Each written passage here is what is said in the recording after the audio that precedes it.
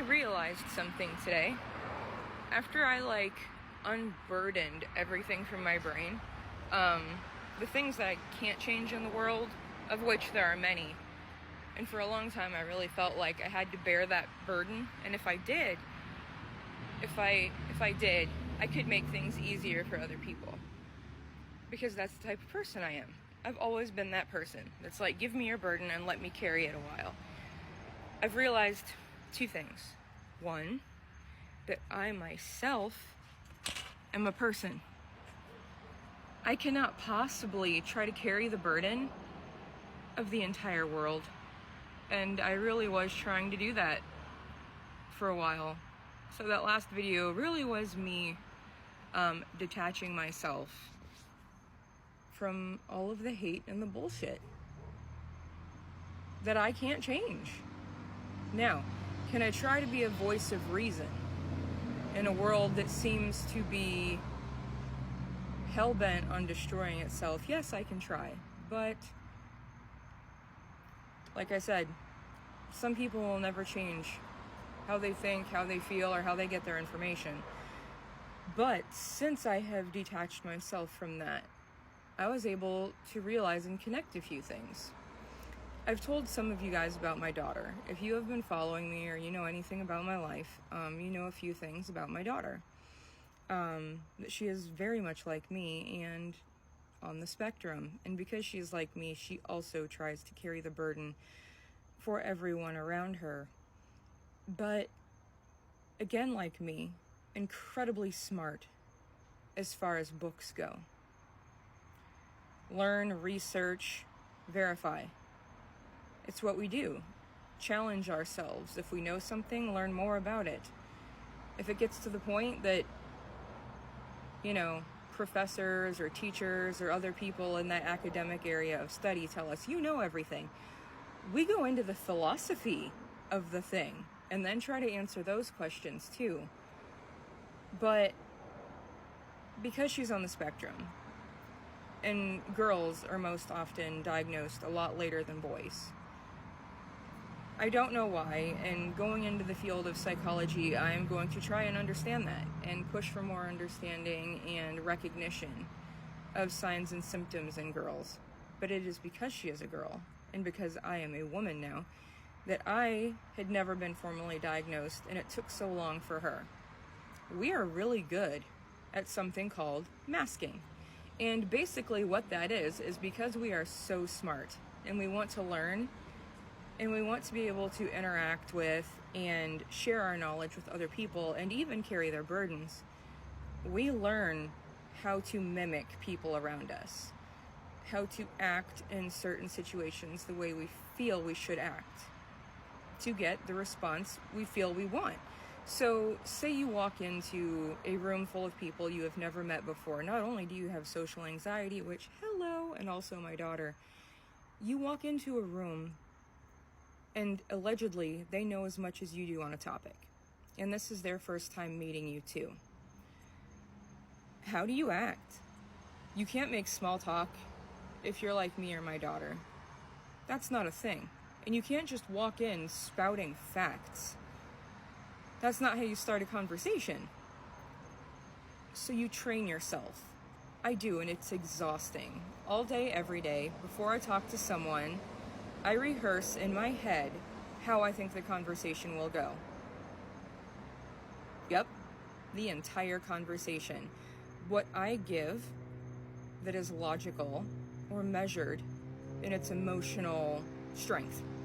And what type of response that is most likely to elicit on a statistical basis. Yep, it's as confusing as it sounds. And it is. It's called masking. In her school, I have pushed for this recognition for her because she got bored in class.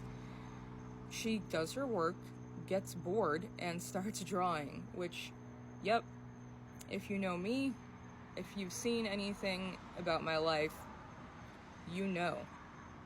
Art is the one way for me to declutter my brain. And it works really, really well. She does the same thing. She likes to draw, and she likes to write. And I have gotten more than one call from the school about, your daughter isn't focusing in class, she's drawing. Did she get her work done?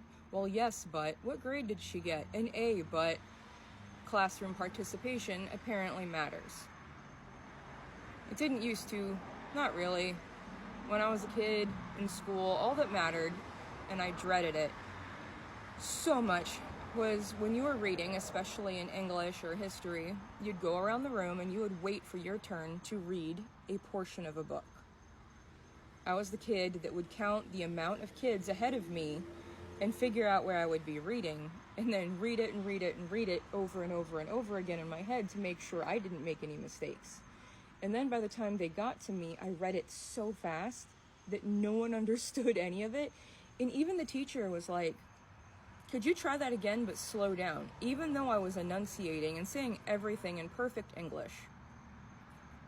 Same thing here, only now in public schools, they force you to participate with other students.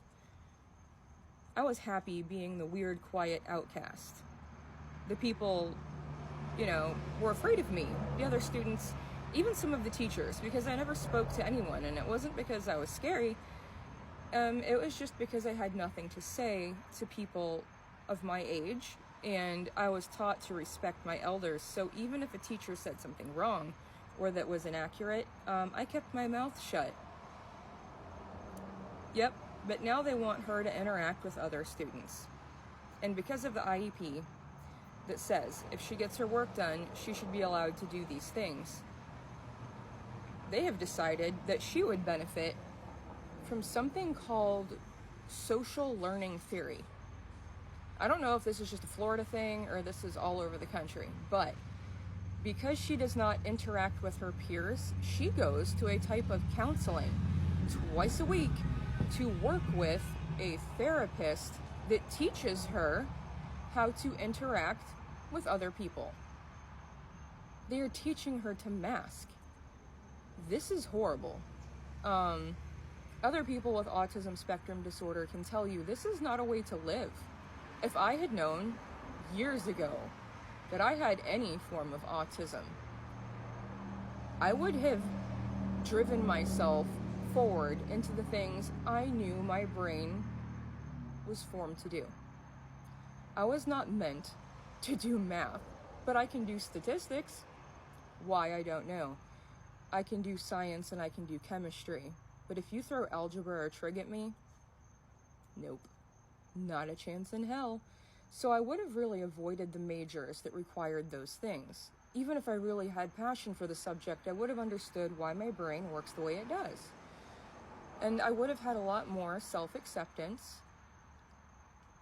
I wouldn't have put myself in dangerous situations, because when you're young, early 20s, late teens, and you've been through some shit, and you have autism to some degree, and you've never been diagnosed, and no one has ever told you that this is why your brain is the way it is, you think going out and drinking is socially acceptable, because that is what you see everyone else your age doing. Cue masking. Cue going into horrible situations that other people would see red flags and run away from. Nope, not if you're masking. Not if you grew up masking. And that's what they're teaching my daughter to do, is to deny who she is as a person, and how to teach her